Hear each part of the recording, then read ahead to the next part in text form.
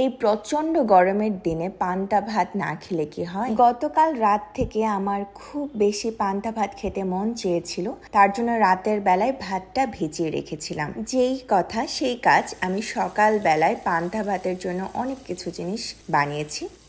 আমি এতই গরিব, আমার বাসায় ইলিশ মাছ নেই, আমার বাসায় পাঙ্গাস মাছ আছে।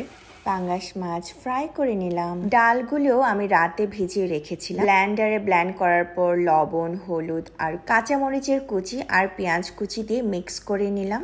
ভালো মতন এই মিশ্রণটিকে মিক্স করতে হবে। আমার পাঙ্গাস মাছের ফ্রাই কমপ্লিট হয়ে গেছে। মাছ ভাজা তেলেই আমি ডালের বড়াগুলো দিয়ে দিচ্ছি। এটা হচ্ছে কলমি শাক ভাজি। পান্তা ভাতের সাথে কেউ শাক খায় কিনা আমার জানা নেই।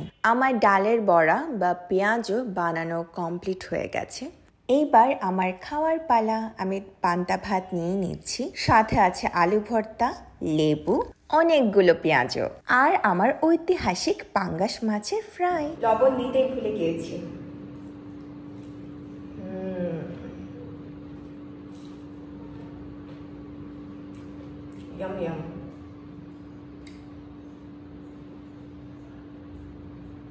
গরমের দিনে পান্তা ভাত খেতে খুব ভালো লাগে।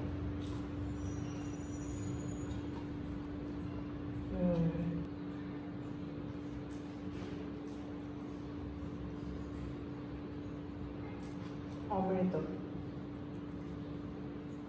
বাসায় ইলিশ মাছ ছিল না, তার জন্য ইলিশ মাছের বদলে পাঙ্গাস মাছ। আর আমার এই পাঙ্গাস মাছের তেল খুবই ভালো লাগে।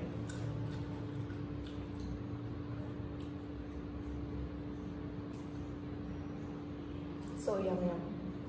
ওকে, বাই। সবাই ভালো থাকবেন, সুস্থ থাকবেন।